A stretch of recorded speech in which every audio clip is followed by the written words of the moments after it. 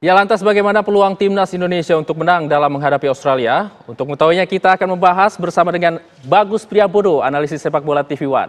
Assalamualaikum, selamat pagi Mas Bagus. Waalaikumsalam Jul. Gimana kabarnya? Alhamdulillah lancar. Mas Bagus, langsung saja nih untuk peluang melawan timnas Australia pada sore hari nanti. Kalau terakhir kita ketemu Australia di kandang 0-0. Dengan susunan pelatih baru, juga pemain baru, kita akan bertandang ke Australia. Peluang menangnya sebesar apa? Saya pikir ini menjadi menarik karena kemudian laga pada sore hari ini itu seperti seolah-olah ditunggu oleh seluruh pihak, seluruh lapisan masyarakat, para fans. Karena ada banyak cerita menuju pertandingan pada sore hari ini ya. Ada pelatih baru, ada juga beberapa pemain baru yang dipanggil, ada juga debutan mungkin. Yang menarik adalah kemudian bagaimana ekspektasi itu begitu tinggi ya. Karena kita melihat kayaknya pelatih baru ini walaupun belum pernah menjadi head coach di level Piala Dunia, tapi dia pernah menjadi asisten Belanda di tahun 2014 dan kemudian dia juga punya catatan emas ketika menjadi pemain gitu kan ya, ketika menjadi striker timnas Belanda pada Kluivert ini.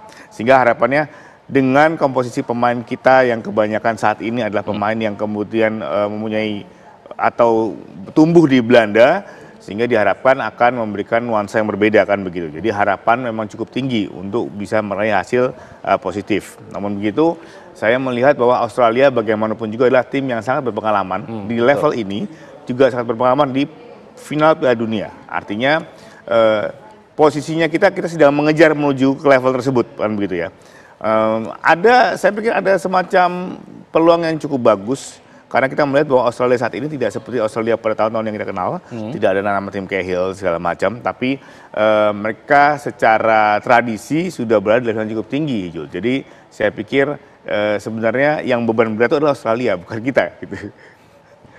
Justru Australia nih? Australia beban, karena bagaimanapun juga dia langganan Piala Dunia dan kemudian harus menghadapi Indonesia yang di laga pertama sudah memberi kejutan, kan gitu kan ya, dan hanya tertinggal 1 poin saja dari mereka. Kalau kita menang kita naik peringkat 2 nih. Betul, artinya kalau kita menang mereka terjungkal, Australia akan terjungkal dan langkah berikutnya tidak akan lebih mudah bagi Australia. Jadi pressure itu sebenarnya di Australia, bukan di Indonesia. Kita sedang menuju ke sana dengan segala perubahan yang ada, kita berada di track yang membahayakan bagi tim-tim tradisi Piala Dunia begitu, Jul. Baik, Mas Bagus, ini ada beberapa pemain yang baru bergabung dengan timnas Indonesia. Seberapa besar impact-nya untuk timnas Indonesia nanti? Saya pikir ini telah mengisi beberapa pos yang memang butuh banyak pelapis ya. Artinya Dean James, misalkan Dean James ini adalah pemain yang biasa beroperasi di sebelah kiri. Dia bisa dia akan bersaing dengan Calvin Verdong untuk memperebutkan posisi bek kiri. Atau bila kita membutuhkan pemain yang cepat, maka salah satu dari mereka bisa menjadi sayap kiri. Saya pikir pada laga malam hari ini pun kita masih akan memainkan basic format yang mungkin tidak jauh berbeda, 3-4-3 atau mungkin 3-5-2 atau mungkin 5-3-2. Kita melihat situasi di lapangan. Tapi artinya dengan ada Dean James maka pelapis pemain yang cepat di sebelah kiri kita sudah ada, ya kan? Kemudian ada Joey PPSI ini. Joey ini saya pikir menjadi salah satu titik yang krusial karena kita membutuhkan seorang gelandang tengah yang powerful, yang bertenaga. Yang selama ini kan diisi secara bergantian oleh Nathan dan juga kadang Jason Hapner. Di mana kedua pemain tersebut aslinya bukan gelandang, kan begitu ya. Mereka adalah aslinya pemain back, pemain belakang.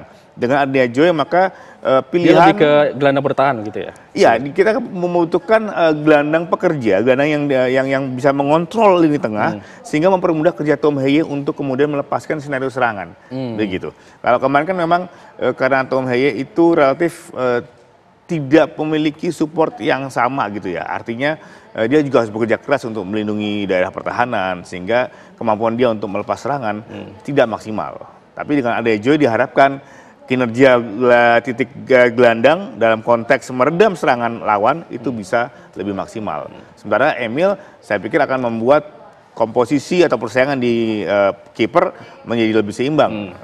Patrick bisa mainkan siapa saja karena mereka berdua secara pengalaman cukup lah ya. Martin Paes dan juga Emil sudah berada di level internasional kan begitu. Kalau kita lihat kan Emil Odero ini pernah main di Juventus, kemudian juga pernah main di Inter Milan juga 2023 lalu. Ini kira-kira yang akan dipasang sebagai goalkeepernya Indonesia nanti siapa nih? Saya pikir bukan masalah cuma CV aja, tapi saya pikir mungkin Martin Paes masih akan jadi pilihan utama karena dia bagaimanapun juga dia sudah mengawal gawang Indonesia selama kualifikasi. Dia sudah mengontrol situasi, dia sudah bisa menguasai keadaan, komunikasi dengan J. Itzes juga sudah terjalin dengan baik. Memang ini akan menjadi pilihan yang tidak mudah bagi Patrick Kluivert. Kira-kira siapakah yang bisa ada di atau jadi pilihan pertama kan begitu ya. Tapi kalau melihat perjalanan biasanya kipernya kalau sudah kadung dimainkan ini agak sulit berubah. Kecuali lawannya berubah, maka dia mungkin akan ada hal-hal yang bisa terjadi sih gitu. Lalu Mas, ini kita sudah membahas mengenai lini bertahan, juga ada tadi kita bahas juga pemain tengahnya. Lalu bagaimana dengan pemain penyerang nih, forward untuk Indonesia pada sore hari nanti? Ada beberapa pilihan ya. Ada yang baru dipanggil kemarin, ada Septian, juga ada Ole Romeni nanti kira-kira akan dipasang untuk striker sore hari nanti atau tidak? Kan sebenarnya pada saat ini kan kita tidak cukup komplit ya, karena Ragnar tidak bisa bermain. Nah, artinya pilihan di sisi flank atau di sisi sayap tidak banyak kan begitu. Harus ada yang mau bermain di sana. Selama ini kan Rafa kalau ada Ragnar dia akan bermain sebagai striker. Tapi sepertinya mungkin kalau misalkan Rafa Struijk dimainkan pada sore hari ini, dia mungkin akan berganti posisi menjadi pemain yang bergerak di bidang di sayap kan gitu. Ole Romeni bisa mengisi posisi sebagai pemain nomor 9 tengah. Ya semoga ini menjadi solusi ya. Saya pikir ini sebenarnya tergantung bagaimana cara pendekatan. Apakah kita akan memainkan sepak bola yang wait and see seperti yang selama ini ditunjukkan, bahwa selama ini kan kalau sebelum Patrick era Sinteyong kita kan memang cenderung memilih menunggu dan kemudian melepaskan serangan balik yang cepat kan begitu. Apa kita akan melakukan hal yang sama atau kita ingin berusaha untuk melakukan possession? Nah ini yang kita sebenarnya menarik pada sore hari ini. Apakah akan berubah cara bermainnya atau kita masih menunggu? Karena bagaimanapun juga Australia seperti yang disebutkan di depan bukanlah tim yang lemah walaupun tidak se-elit beberapa tahun yang lalu kan gitu ya. Mereka tetap tim yang sudah berada di level Piala Dunia kan begitu. Kita lihat bagaimana ini bisa dimanfaatkan oleh para pemain timnas kita. Tapi kalau kita lihat dari record di putaran ketiga ini, kita lihat juga kan Australia baru kalah 1 kali lawan Bahrain. Indonesia justru kalah 2 kali lawan Cina dan juga Jepang. Lalu peluangnya kalau melihat record ini bagaimana Mas Bagus? Ya saya pikir persaingan di grup ini masih sangat menarik ya. Karena Australia berada di posisi 2 dengan poin 7, sisanya 6. Artinya masih bisa saling membunuh, bisa saling menyalip kan begitu. Yang mesti dipahami adalah begini. Indonesia dan Bahrain adalah tim yang paling tidak berpengalaman di Piala Dunia.